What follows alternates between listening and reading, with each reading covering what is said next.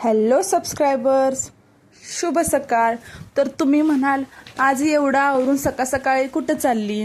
तर मी चालले होते महादेवाच्या मंदिरात. तर आज होती महाशिवरात्र. तर सगळ्यात आधी सर्वांना महाशिवरात्रीच्या हार्दिक शुभेच्छा. तर सकाळी पटपट आवरलं आणि गेले आमच्या तिथल्या मंदिरात. तर माझं दर्शन ना खूप छान झालं. त्यानंतर तिथेच खिचडी वाटप चालू होतं. तर ती घेतली, कारण आज मी रूममध्ये खिचडी बनवायला नव्हती, कारण आमचा मिक्सर बंद पडला होता. त्यानंतर तिथलीच मग खिचडी आणि केळ घेतलं आणि मग घरी आले. तर घरी आल्यानंतर असे हे एवढे फ्रूट्स कट करून ठेवले होते. आता तुम्ही म्हणाल केवढे फ्रूट्स आहे, केवढं खाती उपवास असून? तर हे आम्हा सगळ्यांसाठी होतं. खिचडी वगैरे खाल्ली. त्यानंतर मी गेले आमच्या तिथल्या ज्वेलरी शॉपमध्ये, कारण मला घ्यायचं होतं नवीन पैंजण. तर तिथले पैंजणच्या व्हरायटीज वगैरे बघत होते. त्यानंतर ते सगळं पाहिलं. तर तुम्ही गेस करा मी यातलं कोणतं पैंजण घेतलं असेल, सांगा पाहू. मग मी माझं आधीचं पैंजण होतं ते देऊन दुसरं पैंजण घेतलं. त्यानंतर थोडी कडी पाहिलीत. मला एक कडं हातातलं घ्यायचं होतं, पण मला ना तिथे कुठलं पसंतच पडत नव्हतं.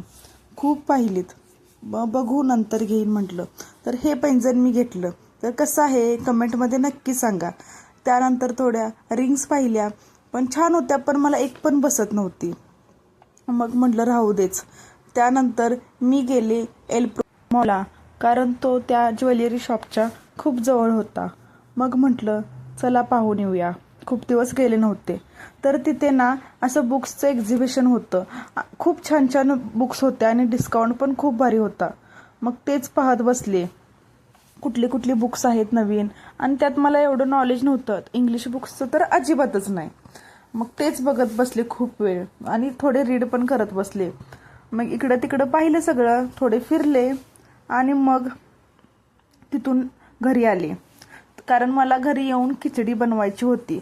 मग काय शेजारच्या काकूंच्याकडनं मिक्सर घेऊन आले आणि मग खिचडी बनवली. आणि ही खिचडी ना खूप छान झाली होती, कारण मी उपवास उद्या सोडणार होते, म्हणून मग खिचडी बनवली. त्यानंतर थोडं वॉकिंगसाठी गेले. तर ब्लॉग आवडला असेल तर चॅनेलला सबस्क्राईब करा, लाईक करा, शेअर करा.